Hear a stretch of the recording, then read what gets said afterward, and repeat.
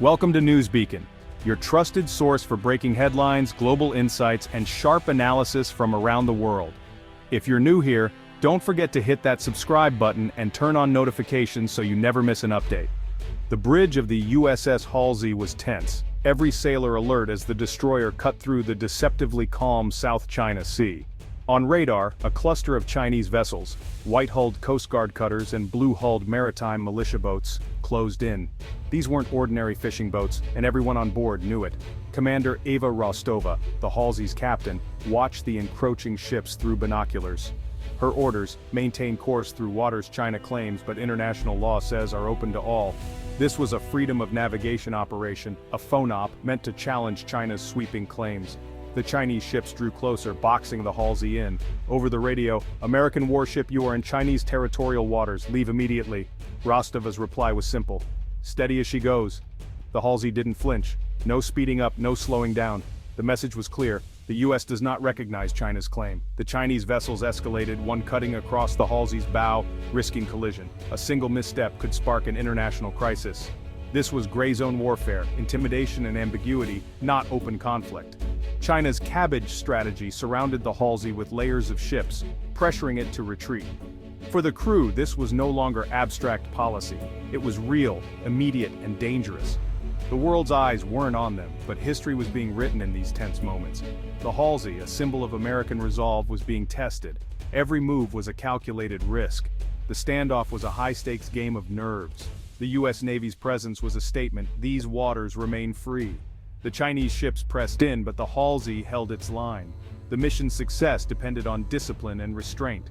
The crew's training was all that stood between peace and disaster. The South China Sea's calm surface hid a storm of geopolitics. This was the new front line where war and peace blur. The Halsey's journey was a test of will, not just firepower. In these waters, every decision mattered. The world's balance hung on a razor's edge. Why risk a US warship in these contested waters? The answer: freedom of navigation. The South China Sea is a vital artery for global trade. Trillions in goods pass through each year. If one nation controls it, the world's economy is at risk. The US insists these sea lanes stay open for all as international law demands. But this mission was about more than law. It was about power. China's artificial islands, bristling with military hardware, project Beijing's reach far from its shores. Regional allies, Philippines, Vietnam, Japan, see this as a threat. The Halsey's presence was a message. America stands with its partners. To allies, reassurance. To rivals, a warning.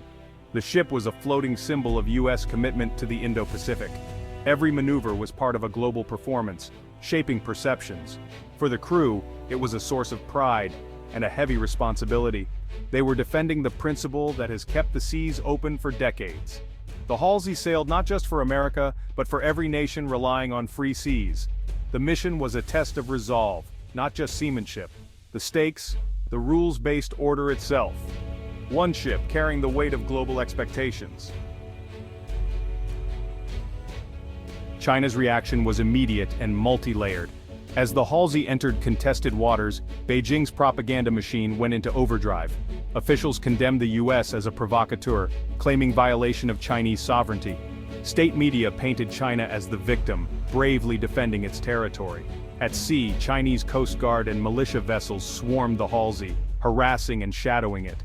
These civilian ships, tightly coordinated with the military, blurred the line between peace and conflict. Their goal: intimidate the Halsey into turning back. Behind them, a Chinese Navy destroyer, the CNS Lanzhou, kept a watchful distance, a silent threat. The presence of a warship escalated the standoff to a direct military challenge. China's strategy combined legal protests, public condemnation, and physical intimidation. Diplomatically, Beijing lodged formal protests and flooded social media with edited videos showing the US as the aggressor. On the water, layered forces boxed in the Halsey at every turn. It was a coordinated campaign to push the US out and assert control. The Dragon used every tool: legal, informational, and naval. The confrontation was as much about narrative as about ships. China's message: these are our waters, and we will defend them. The US faced not just ships but a full-court press. The standoff was a test of resolve on both sides. The stakes: control of a critical part of the world. Warships speak a silent language, signals, maneuvers, posture. The Halsey's steady course said, "We belong here, we won't be intimidated." The Chinese ships replied with aggressive moves, cutting across the bow, a maritime dare. Each maneuver was a test of nerve, a challenge to see who would yield. Radio warnings from the Chinese were political theater, building a record for future claims. The Halsey's calm, legalistic responses reinforced its legitimacy. Even weapons posture mattered. Guns pointed forward but not aimed, signaling readiness without provocation. The presence of firepower was an unspoken warning. Escalation is possible. This was a battle of wills, not just hardware. Every action was calculated to send a message. The real conversation was about who controls the sea. The Halsey's professionalism was itself a statement. The Chinese sought to force a reaction, the Americans refused to blink. In this high-stakes dialogue, restraint was as powerful as aggression. The encounter was a lesson in the art of deterrence. The final word could be a missile, but both sides hoped it wouldn't come to that. In these waters, silence spoke volumes. In these standoffs, disaster is always a heartbeat away. Commander Rostova balanced orders from Washington with the safety of her crew. One wrong move, a collision, a misread signal, could trigger an international crisis. The risk was real. Past naval accidents have cost lives, even without hostile intent. Here, the stakes were higher. Any incident could be seen as aggression. The crew operated under immense stress, making split-second decisions with incomplete information. The human factor was the wild card, fatigue, fear, and judgment all in play. The fate of nations rested on the shoulders of young officers. In the gray zone, the line between peace and war was razor thin, every second counted. The margin for error was almost non-existent. The world's stability depended on their discipline. While ships faced off at sea, a parallel battle raged online. China quickly released dramatic videos showing the Halsey as a menacing intruder. The narrative, a peaceful China standing up to foreign bullying. Millions saw these images, few knew the legal or strategic context. The US lagged behind, hampered by bureaucracy and slow messaging. By the time official statements emerged, China's version had already shaped public opinion. This information war had real consequences, shifting perceptions, influencing allies, and complicating diplomacy. China's investment in global media paid off, amplifying its narrative. The US struggled to counter the emotional power of China's imagery. The battle for hearts and minds was as fierce as the one at sea. In the digital age, narrative control is a weapon. The South China Sea standoff was a test of both naval skill and information dominance. The outcome would echo far beyond the waves. Perception, not just power, shaped the aftermath. The fight for the story was as important as the fight for the sea. The Halsey completed its mission, no collisions, no retreat. On paper, it was a US wind freedom of navigation upheld. But the standoff gave China valuable experience in gray zone tactics. Each encounter helps Beijing refine its strategy, learning how far it can push.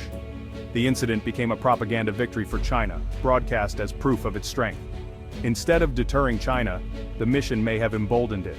Phone ops are necessary to challenge illegal claims, but they also carry risks. Each operation is a double-edged sword, deterring but also provoking. The cost of these victories is rising. The strategic landscape grows more complicated with every mission. The Halsey sailed on, but the region was left more tense than before. Success came at a price. The line between victory and setback blurred in these contested waters. The Halsey's voyage sent ripples across the region. Allies felt reassured by America's presence, but also anxious about escalation. Regional states walked a tightrope, welcoming US support, wary of angering China.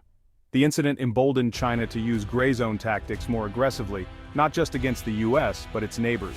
Other countries took note, seeing a new model for coercion at sea. The rules of maritime behavior were being rewritten by force, not law. US-China trust eroded further, with communication channels strained. Each side saw the other's actions as proof of hostility, fueling a cycle of mistrust. The mission meant to stabilize the region instead deepened its instability. The risk of miscalculation grew. The world watched as the balance shifted. The aftermath was a region more on edge than before. The cost of confrontation was felt far beyond the Halsey's deck.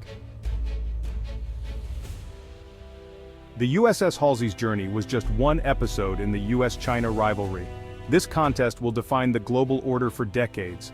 The South China Sea is only one flashpoint, Trade, technology, and diplomacy are others. Freedom of navigation operations are a tactic, not a strategy. Long-term stability will require alliances, diplomacy, and credible deterrence.